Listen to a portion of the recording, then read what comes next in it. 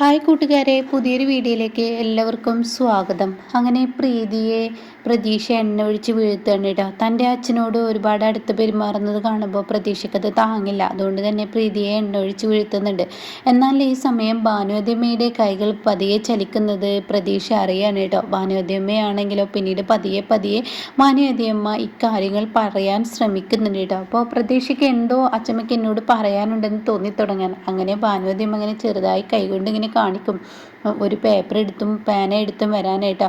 അങ്ങനെ പ്രതീക്ഷ പതിയെ ആ കഥക്ക് കുറ്റിയിടാണ്. പിന്നീട് ഭാനുവതിയമ്മയുടെ കയ്യിൽ ആ പേപ്പറും പേനയും കൊടുക്കുകയാണ്. ഉടൻ തന്നെ ഭാനുവതിയമ്മ എങ്ങനെയൊക്കെയോ ആ വാക്കുകൾ, ആ വരികൾ എഴുതാണ് കേട്ടോ. മോളെ, എനിക്ക് കൈ ചലിപ്പിക്കാൻ കഴിയുമെന്നുള്ള സത്യം നീ എന്തായാലും ആരെയും അറിയിക്കരുത്.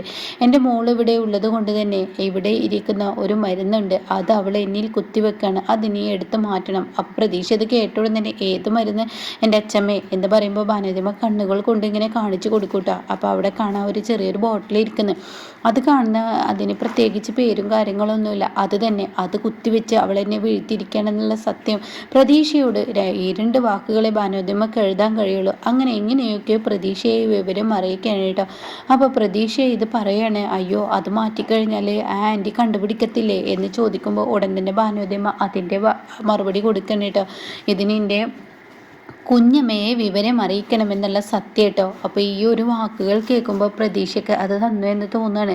അങ്ങനെ ഈ സമയം വാതിൽ കുറ്റിയിട്ട് കണ്ടതുകൊണ്ട് തന്നെ പ്രീതി കഥക് തട്ടിയതിന് മുകളിൽ തട്ടണം കേട്ടോ. അപ്പം എന്താടി കഥക് കുറ്റിയിട്ടിരിക്കുന്നത്? അത് കേട്ടോടെ തന്നെ എന്നെ എടിപ്പൊടി എന്ന് വിളിച്ചാലുണ്ടല്ലോ ഇപ്പം കിട്ടിയതിൻ്റെ ഡബിള് നിങ്ങൾക്ക് കിട്ടും. പിന്നെ എൻ്റെ അച്ഛനോട് പറയാമെന്ന് കരുതിയിട്ടുണ്ടെങ്കിൽ അച്ഛൻ തിരിച്ച് നിങ്ങൾക്ക് തിരിച്ചടി നൽകിയിരിക്കും.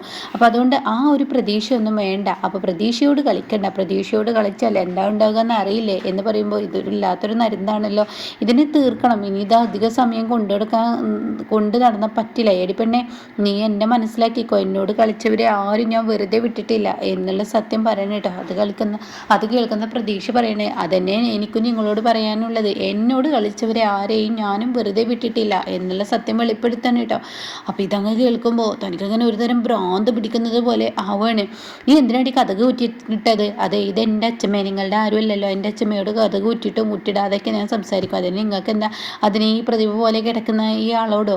അത് കേട്ടോട് തന്നെ എന്തോ ആയിക്കോട്ടെ എന്ന് പറയുന്നത് കേട്ടോ. അങ്ങനെ പ്രതീക്ഷയുടെ ആ 2 ദിവസം കഴിയാണ്. പിന്നീട് പ്രതീക്ഷയാണെങ്കിലോ തൻ്റെ വീട്ടിലോട്ട് തിരികെ പോവാണ്. അപ്പോൾ വന്യതയും അങ്ങനെ കണ്ണുകൊണ്ട് കാണിക്കുന്നുണ്ട് കേട്ടോ. അപ്പോൾ ഈ സമയം അച്ഛമ്മയെ ഞാൻ പോയിട്ട് വരാം, ഞാൻ എന്തായാലും പിന്നെ 2 ദിവസം കഴിഞ്ഞിട്ട് നിൽക്കാൻ വരാം, ഞാൻ നിൽക്കാൻ വരുമ്പോൾ ഇനി എൻ്റെ കുഞ്ഞമ്മയുമായിട്ടാണ് കേട്ടോ വരിക. അത് കേട്ടോടെ തന്നെ എന്തിനാടി നിന്നെ കൊണ്ട് തന്നെ മനുഷ്യനെ ഇവിടെ സഹിക്കാൻ വയ്യ, പിന്നെ നീ നിൻ്റെ കുഞ്ഞമ്മയെ അങ്ങോട്ട് കൊണ്ടുവരുന്ന എന്തിനാ എന്ന് ചോദിക്കുമ്പോൾ അതൊക്കെ എൻ്റെ ഇഷ്ടമാണ്, ഇത് എൻ്റെ വീടാണ്, എൻ്റെ അച്ഛൻ്റെ വീടാണെങ്കിൽ ഞാനിവിടെ ആരെ കൊണ്ടുവരണം എന്ന് തീരുമാനിക്കുന്നത് ഞാനാണ്. എൻ്റെ അച്ഛൻ പറയട്ടെ എന്നോട് അങ്ങോട്ട് കടക്കണ്ടെന്ന്. അത് കേട്ടോടെ തന്നെ ഗിരി അങ്ങോട്ടേക്ക് കടന്നു വരികയാണ് കേട്ടോ. എന്താ പ്രശ്നം? അച്ഛാ, ഈ ആൻറ്റി എന്നോട് പറയാണ് ഇവിടോട്ട് നിൽക്കാൻ വരരുതെന്ന്. പ്രതീക്ഷയെ അവിടെ അങ്ങനെ പറഞ്ഞതിൽ ഗിരി അങ്ങ് വഴക്കിടണം കേട്ടോ. നീ എൻ്റെ അമ്മയെ നോക്കുന്നുണ്ടെന്നുള്ളത് ശരി തന്നെ പ്രീതി, പക്ഷെ എൻ്റെ മകളോട് ഈ വീട്ടിലോട്ട് വരണമെന്നൊക്കെ പറയാൻ നിനക്കെന്താ അവകാശമുള്ളത്? അത് ഇവളുടെ കുഞ്ഞമ്മയും കൊണ്ടുവരിക, ആരെ മഹിമയും കൊണ്ടോ? അതെ, ഞാൻ എൻ്റെ കാര്യങ്ങൾ നോക്കാൻ എൻ്റെ അമ്മ എന്തായാലും ഈ വീട്ടിൽ വന്ന് നിൽക്കത്തില്ല. പിന്നെ എൻ്റെ അമ്മയുടെ ജോലി അങ്ങനെ തന്നെയാണ്. അതുകൊണ്ട് ഞാൻ ഇനി അച്ഛൻ്റെ കൂടെ നിൽക്കാൻ വരുമ്പോൾ എനിക്ക് ഈ ആൻറ്റിയുടെ ഒരു സ്വീകരണങ്ങളും ഈ ആൻറ്റി ചെയ്തു തരുന്ന ഒന്നും തന്നെ എനിക്ക് വേണ്ട. ഈ ആൻറ്റിയെ വിശ്വസിക്കാൻ കൊള്ളത്തില്ല. ചിലപ്പോൾ ഈ ആൻറ്റി എനിക്ക് വിഷം തന്നാലോ? അത് കേൾക്കുന്നതിനോട് കൂടി ഉടൻ തന്നെ പേടിയാണ് കേട്ടോ. ഇതേ കൊച്ചേ, വായിൽ ഒതുങ്ങുന്ന സംസാരം സംസാരിച്ചാൽ മതി. അത് കേട്ടോടെ തന്നെ പ്രീതിയോട് പറയാൻ, ഞാൻ എന്ത് തെറ്റാണ് നിങ്ങളോട് പറഞ്ഞത്? ഞാൻ പറഞ്ഞത് ശരി തന്നെയല്ലേ? ഒരുപക്ഷെ നിങ്ങൾ എനിക്ക് വിഷം തരുമോ? അത് കേൾക്കുന്നതിനോട് കൂടി പ്രതീക്ഷ, ഇങ്ങനെയൊന്നും മുതിർന്നവരോട് ഇങ്ങനെയൊന്നും സംസാരിക്കാൻ പാടില്ല എന്ന് ഗിരിയെ പറയാൻ കേട്ടോ. അപ്പോൾ ഉടൻ തന്നെ പ്രതീക്ഷ പറയണ, അച്ഛാ, എനിക്ക് ഇവരുടെ സംസാരം ഇഷ്ടപ്പെടുന്നില്ല. ഇവരെന്തിനാ ഞാൻ ആരെ കൊണ്ടുവരുന്നു ആരെ കൊണ്ടുവരണ്ട എന്നൊക്കെ ഇവർക്ക് പറയാനുള്ള ആ ഒരു ഇതെന്താ ഉള്ളത്? ഇവർക്ക് പറയാനുള്ള അതിനുള്ള ഒരു ഇതൊന്നും ഇവർക്കില്ലല്ലോ. ഇവരെന്തിനാ അങ്ങനെയൊക്കെ പറയുന്നത്? എൻ്റെ ഇഷ്ടമല്ലേ, ഞാൻ ആരെങ്കിലും കൊണ്ടുവന്നോട്ടെ, ഇവർക്ക് എന്താ കുഴപ്പം എന്നൊക്കെ ഇങ്ങനെ ചോദിക്കുകയാണ് കേട്ടോ. അങ്ങനെ ഈ സമയം ഇത് ചോദിക്കുമ്പോൾ ഉടൻ തന്നെ ഗിരി പറയാണ്, പ്രീതി, ദയവ് ചെയ്ത് എൻ്റെ മോളോട് ഇങ്ങനെ തല്ലുകൂടാനും വഴക്കിടാനും നിൽക്കരുത്. കാരണം എനിക്ക് എൻ്റെ കുഞ്ഞിനെ തിരികെ കിട്ടിയിട്ടുള്ളൂ.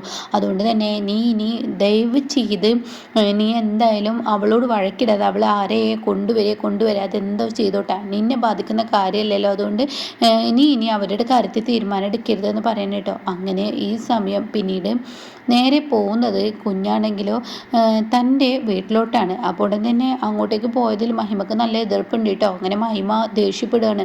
മഹിമ പറയാണ്, പ്രതീക്ഷയെ നീ എന്തിനാണ് നിൻ്റെ അമ്മയെ വിട്ട് 2 ദിവസത്തെ ഇവിടെ നിന്നും പോയത്? നിൻ്റെ അമ്മക്ക് എത്രമാത്രം സങ്കടം ഉണ്ടെന്ന് അറിയോ?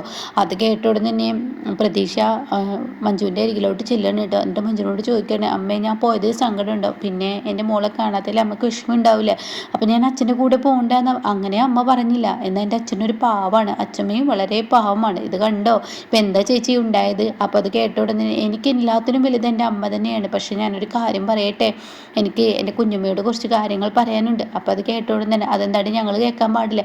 ഇല്ല, കുഞ്ഞമ്മയെ കുറച്ച് കാര്യങ്ങൾ പറഞ്ഞ് ശരിയാക്കാനുണ്ട്. കുഞ്ഞമ്മ പോലെ തന്നെ കുഞ്ഞു മനസ്സാണ് കുഞ്ഞമ്മയുടെ, ഈ ഒരു ഹൈറ്റ് പോലെ തന്നെ കുഞ്ഞമ്മയുടെ മനസ്സും ചെറുതാണ്. കുഞ്ഞമ്മയെ ഞാൻ കുറച്ച് കാര്യങ്ങൾ പറഞ്ഞൊന്ന് സംസാരിച്ച് ശരിയാക്കി കൊണ്ടുവരട്ടെ. അപ്പോൾ അത് കേൾക്കുന്ന മുകുന്ദൻ പറയണേ, അത് ശരിയാ, അത് നീ പറഞ്ഞത് ശരിയാണ് മോളെ, നിൻ്റെ കുഞ്ഞമ്മക്ക് ഇപ്പോഴും കുട്ടിത്തരം വിട്ടിട്ടില്ല. അപ്പോൾ ഗൗരമ്മ പറയണേ, അതേ മഹിമയെ നിൻ്റെ കുട്ടിത്തരം എപ്പോഴും വിട്ടിട്ടില്ല, അവൾ നിന്നെ നേരാക്കുകയാണെങ്കിൽ നേരാക്കിക്കോട്ടെ. അപ്പോൾ അത് കേൾക്കുന്ന മഞ്ജു, എടി നിനക്ക് കുറച്ച് കൂടുന്നുണ്ട് കേട്ടാ. അപ്പോൾ ഉടനെ തന്നെ മഹിമ, എന്നെ കുറേ ആയി ഇവള് എന്നെ കളിയാക്കുന്നത്, എന്താ നീ എന്നെ നേരാക്കാൻ പോകുന്നത്? ഞാൻ നിനക്ക് പഠിപ്പിച്ചു തരാം, എൻ്റെ കുഞ്ഞമ്മേ ഒന്നിങ്ങ് വന്നേ എന്ന് പറഞ്ഞിട്ട് കൊണ്ടുപോകണം കേട്ടോ. പിന്നീടാണെങ്കിലോ ഭാനുവദ്യം എഴുതിയ കാര്യങ്ങളൊക്കെ പറയണം കേട്ടോ. ഞാൻ കുറച്ച് സീരിയസ് ആയ കാര്യങ്ങളാണ് എൻ്റെ കുഞ്ഞമ്മയോട് പറയുന്നത്. കുഞ്ഞമ്മ ഒരു ഡോക്ടർ ആയതുകൊണ്ടാണ് കുഞ്ഞമ്മയോട് പറയുന്നത്. അത് ആ പ്രീതി ആൻറ്റി ഇല്ലേ, അതൊരു വിഷമാണ്. അത് ഭാനുവദ്യം എൻ്റെ അച്ഛമ്മയെ മനഃപൂർവ്വം അവിടെ എന്തോ മരുന്ന് കൊടുത്ത് വീഴ്ത്തിയിരിക്കുകയാണ്. എന്താ മോൾ പറയുന്നത്? എന്താ ഈ പായിൽ തോന്നിയതൊക്കെ പറയുന്നത്? അത് നിൻ്റെ അമ്മ പെട്ടെന്ന് ഈ നാട്ടിൽ നിന്ന് പോയതിനുള്ള ഷോക്കിൽ നിൻ്റെ അച്ഛമ്മ വീണത്. അങ്ങനെയൊന്നുമല്ല, അച്ഛമ്മ എന്നോട് പറഞ്ഞു, അച്ഛമ്മയുടെ കൈ ഇളകുന്നുണ്ട്. എന്താ മോളെ ഈ പറയുന്നത്? നിൻ്റെ അച്ഛമ്മയെ എത്ര തവണ കൈ ഇളകുന്നു, വിരലിളകുന്നു എന്നൊക്കെ പറഞ്ഞ് ഡോക്ടർമാർ നോക്കിയിട്ട് നിൻ്റെ അച്ഛമ്മയുടെ വിരലൊന്നും ഇളകുന്നില്ലല്ലോ. അപ്പോൾ ഇത് കേട്ടോടെ തന്നെ ഉണ്ട്, എന്നോട് ഭാനുവതിയമ്മ പറഞ്ഞു, പക്ഷേ എൻ്റെ അച്ഛമ്മ എന്നോട് പറഞ്ഞു. അപ്പോൾ അതുകൊണ്ട് തന്നെ ഈ ഒരു സത്യം ഒരിക്കലും ഈ പ്രീതി അറിയരുതെന്ന് എന്നോട് ചെറുതായി ഭാനുവതിയമ്മ ഒരു ചെറിയൊരു കുറിപ്പിൽ കുറിച്ചു. ആ കുറിപ്പുകൾ ഇതാ എന്ന് പറഞ്ഞിട്ട് കാണിച്ചു കൊടുക്കണം കേട്ടോ. അപ്പോൾ ആ മരുന്ന് എന്നൊക്കെ പറയുന്നുണ്ട്. എന്നോട് എൻ്റെ അച്ഛമ്മ പറഞ്ഞു, ആ മരുന്ന് കാരണമാണ് അച്ഛമ്മ കിടക്കുന്നതെന്ന്. അപ്പോൾ ആ സത്യം ഒന്ന് തെളിയിക്കാനാണ്. എൻ്റെ കുഞ്ഞമ്മക്ക് മരുന്നുകളെ കുറിച്ചൊക്കെ അറിയോ?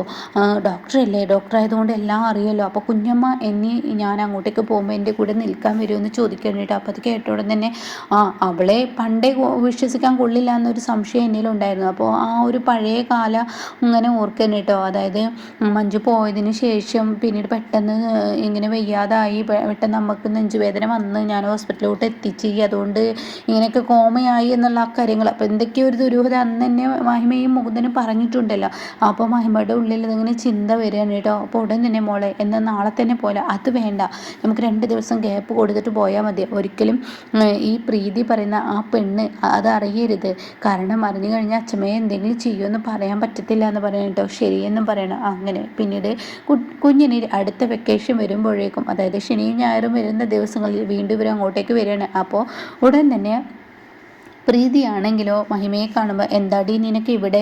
അതിന് എന്നോടാണ് ഞാൻ ചോദിക്കുന്നത്, നിനക്ക് എന്താ ഇവിടെ കാര്യം? ഇവിടെ എൻ്റെ ചേച്ചിയെ കല്യാണം കഴിച്ച വീടാണ്, അപ്പോൾ എനിക്ക് ഏത് സമയത്ത് എപ്പോൾ കയറി വരാം, അത് നീയാണ് തീരുമാനിക്കുന്നത്. ഇപ്പം ഞാനാണ് ഇവിടുത്തെ കാര്യങ്ങൾ നോക്കുന്നത്, അതായത് ഗിരിയേട്ടൻ്റെയും എല്ലാവരുടെയും കാര്യം ഞാനാണ് നോക്കുന്നത്. അതിനെന്താ, നീ ഇവിടെ ഒരു ഹോം നേഴ്സായി നിൽക്കുന്നതല്ലേ, നിനക്ക് അതിനുള്ള ശമ്പളം തരാം. ആര് ശമ്പളം മേടിക്കുന്നതെന്നാണ് നീ പറയുന്നത്? അത് നിൻ്റെ പൊട്ട ബുദ്ധി, അല്ലാതെ എന്താ? നീ ഇന്നോ നാളെ ഈ വീട്ടിൽ നിന്ന് ഇറങ്ങുന്നവളാണ്. എന്നാൽ ഈ നിൽക്കുന്ന എൻ്റെ മോളും എൻ്റെ മോളുടെ അമ്മയൊക്കെ ഈ വീട്ടിലോട്ട് കയറാനുള്ളത്. നീ ഒന്ന് മാറി നിൽക്കടി, വഴിതടസ്സമായി. ഈ മഹിമക്ക് മുന്നിൽ നിന്നാൽ നിനക്ക് കിട്ടാൻ പോകുന്ന ശിക്ഷ എന്താണെന്ന് നിനക്കറിയില്ല. ഈ മഹിമയുടെ സ്വഭാവം എന്താണെന്ന് നീ തിരിച്ചറിയണം എന്ന് ചോദിക്കുമ്പോൾ ഉടൻ തന്നെ പ്രീതിക്ക് പേടിയാവാണ് കേട്ടോ. അങ്ങനെ പ്രീതി ഭാനുവതിയുടെ അടുത്തോട്ട് പോവുകയാണ്. അപ്പോൾ ഈ സമയം പ്രതീക്ഷയ്ക്കാണെങ്കിലോ തൻ്റെ അച്ഛമ്മയെ എങ്ങനെയെങ്കിലും കുഞ്ഞമ്മ രക്ഷിക്കണം എന്നുള്ള ആ ഒരു ധൈര്യക്കൂട്ടോ. എന്നാൽ പ്രീതിക്കാണെങ്കിലും പേടി വരികയാണ്. ഈശ്വര, ഇവളൊരു ഡോക്ടറാണ്, ഇനി തീർച്ചയായും തൻ്റെ ഈ ഒരു കാര്യങ്ങളൊക്കെ പിടിക്കപ്പെടുമോ എന്നൊരു പേടിയിലുണ്ട് കേട്ടോ. അങ്ങനെ ഇവർ പതിയെ നിർത്താൻ തുടങ്ങുകയാണ്. അങ്ങനെ പ്രീതി കുളിക്കാൻ നേരം ഭാനുവതി അമ്മയോട് ചോദിക്കുകയാണ്, എന്താ ഭാനുവതി എന്ന്. അപ്പോൾ ഭാനുവതി അമ്മ ചെറുതായി കുറിക്കുകയാണ്. ആ മരുന്ന് കൊണ്ടാണ് എൻ്റെ കൈ ഇഞ്ചക്ഷൻ ചെയ്യുന്ന ആ ഒരു ഇതിങ്ങനെ പറഞ്ഞു കൊടുക്കുകയാണ്. ആ മരുന്നാണ് എന്നെ വീഴ്ത്തുന്നതെന്ന്. അങ്ങനെ ഭാനുവതി അമ്മ ഈ പറഞ്ഞത് പ്രകാരം അങ്ങനെ നോക്കുകയാണ് കേട്ടോ. ഇത് എന്ത് മരുന്നാണെന്ന് നോക്കുമ്പോൾ അതിൽ പ്രത്യേകിച്ചൊന്നും എഴുതി കാണുന്നില്ല, സാധാ ഒരു ബോട്ടിൽ. അപ്പോൾ ഉടൻ തന്നെ മഹിമക്ക് സംശയം സംശയം തോന്നുന്നുണ്ട്. പിന്നീട് മഹിമ ആ മരുന്ന് കുറച്ച് അതിൽ നിന്നും ഇഞ്ചക്ഷനിലൂടെ തന്നെ എടുത്ത് ചെറിയൊരു കുപ്പിയിലാക്കി സാമ്പിളിനായി കൊണ്ടുപോകണം കേട്ടോ. അപ്പോൾ ഇതിൻ്റെ ബാക്കി റിവ്യൂ കേൾക്കാൻ താല്പര്യമുള്ളവർ എന്തായാലും ചാനൽ സബ്സ്ക്രൈബ് ചെയ്തിട്ടാൽ ഞാനിടുന്ന വീഡിയോയുടെ നോട്ടിഫിക്കേഷൻ നിങ്ങൾക്ക് ലഭിക്കും കേട്ടോ.